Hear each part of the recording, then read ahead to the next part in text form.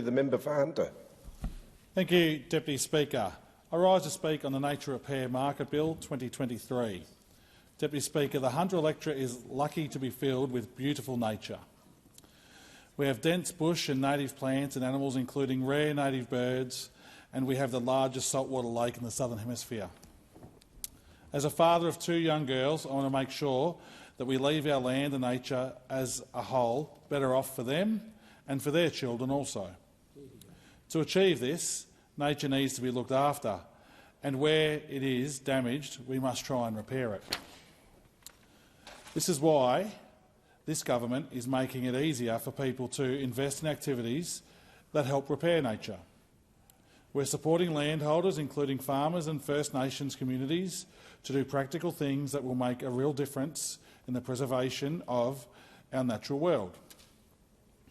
Things like plant native species, repair damaged riverbeds, or remove invasive species. And we're also making it easier for businesses and philanthropists to invest in those efforts, because anyone who wants to help the environment should. And now they will have more ways to make a difference through these simple, achievable measures. Deputy Speaker, the establishment of the nature repair market is all part of this government's commitment to delivering on our nature positive plan. We have committed to protecting 30% of Australia's land and seas by 2030. This is in line with what has been adopted globally under the United Nations Convention of Biological Diversity. These goals further reinforce the findings of the 2021 State of the Environment report, which told a devastating story of environmental loss and inaction. Deputy Speaker, we are the government who released this report. Those opposite hid it, and it's easy to see why. It didn't make those opposite look good at all when it comes to looking after the environment. It painted a crystal clear picture of exactly how much damage that lot over a decade of neglect towards the environment did. Deputy Speaker, the results are damning. Australia has lost more mammal species to extinction than any other continent, and for the first time Australia has more foreign plant species than native, largely due to the fact that in between the years of 2000 and 2017, habitat the size of Tasmania has been cleared. Deputy Speaker, our waterways were hurting too. Water is the single most important element for human existence, and the continued survival of the human race is not considered to be worth the time or attention to those opposite. Our oceans are full of plastic. Up to 80,000 pieces of plastic are found per square kilometre, and flow in most Murray-Darling rivers have reached record low levels. And Deputy Speaker, we know those opposite never cared. It was clear by their actions and their inactions. They axed climate laws, failed to land a single one of their 22 different energy policies, and failed to fix Australia's broken environment laws, despite having a widely supported blueprint to do so. They promised $40 million for Indigenous water but never delivered a drop. They cut highly protected areas of marine parks in half and cut billions from our Environment Department. Deputy Speaker, they also did some things just to make themselves look good, like setting recycling targets with no plan to actually deliver them. The recycling target was 70%, but it didn't even get past 16% for 4 years. Deputy Speaker, it is one of two things, either incompetence or inaction. I'll let you decide which one. And Deputy Speaker, we all know that our neighbours in the Pacific Islanders are under serious threat by rising sea levels. This is understandably one of the most important issues for Pacific governments. So important that because of the inaction of the previous government, a wedge between us and our important friends in the Pacific was formed. But, Deputy Speaker, the now Leader of the Opposition doesn't care. He laughed about our Pacific Island neighbours going underwater. This just tops off the carelessness of those opposite.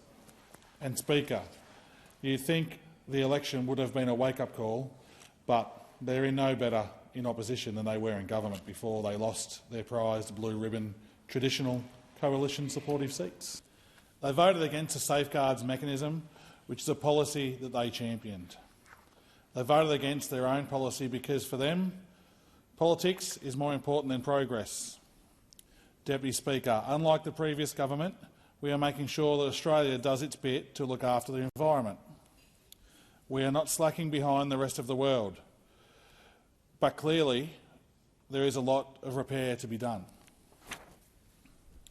Deputy Speaker, significant investment is needed in conservation and restoration for a nature-positive future, and the findings of the Environment Protection and Biodiversity Conservation Act, reviewed by Professor Graham Samuel AC, made clear that businesses and private sector investment can contribute to reversing environmental decline and to help repair and heal nature. And Deputy Speaker, we know that some of these private companies, as well as conservation groups, farmers and other landholders, are all looking for ways to achieve positive outcomes for nature. Deputy Speaker, the time for this bill to be introduced is now, with an independent report by PricewaterhouseCoopers estimating that the market for biodiversity in Australia could unlock $137 billion in financial flows by 2050. This is a significant amount of demand, and we are making sure we are well placed to respond to that demand. Deputy Speaker, this isn't about politics either. The nature repair market will be based on science and enable Aboriginal peoples and Torres Strait Islanders to promote their unique knowledge on their terms. This legislation will encourage investment in nature and drive environmental improvements across Australia. Deputy Speaker, the projects which will be undertaken include activities such as weeding, planting native species and pest control will deliver long-term nature-positive outcomes. These projects can be undertaken on land or water, including lakes and rivers, as well as marine and coastal environments. This is also a win for regional Australia and electorates like mine, because it will help create jobs and nature-positive economy as well. In order for the nature repair market to be effective and make a real difference, it is important that buyers can then invest in the market with confidence. To help make sure that this is the case, the bill provides for biodiversity certificates to have integrity and represent an actual environmental improvement. Another key integrity measure is an independent expert committee which is responsible for ensuring projects deliver high-quality, nature-positive outcomes underpinned by a constant approach to the measurement, assessment and verification of biodiversity. There will also be assurance and compliance requirements which include monitoring, reporting and notification on the delivery of the project activities and progress of the environmental outcomes. This will help to ensure the integrity of environmental outcomes. Deputy Speaker, part of rebuilding and repairing means restoring public accountability and trust. Transparency will be a core element of the scheme. Comprehensive information and project certificates will be available on a public register. Additional information will be regularly published by the regulator, and there will be activity releases of relevant data by the Department of Climate Change, Energy, the Environment and Water. This means Parliament and the public will be able to monitor the scheme and provide opportunity for citizen oversight, which will also support certainty and value to the market. Deputy Speaker, our government is committed to doing things differently. We are committed to taking care of our environment and creating a better system to make sure that the environment is properly taken care of. The nature repair market will be an opportunity to create supply of projects certified through purpose-designed offset methods, and register will be a comprehensive and public source of information on these projects and the biodiversity that they are protecting.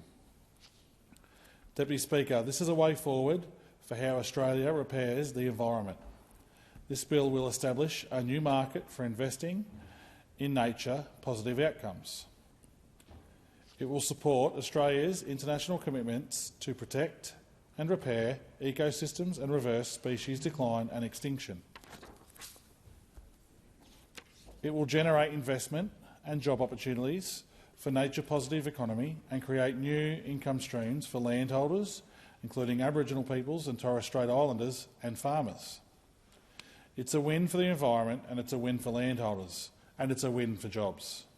Deputy Speaker, this bill is a win for business and a win for our nation. This bill is a winner for all. Deputy Speaker, we are blessed in this country and in the Hunter specifically with our natural environment.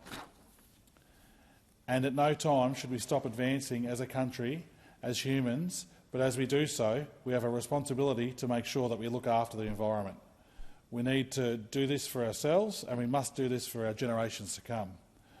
This bill is another step in its journey and I commend this bill to the House. Thank you, Deputy Speaker.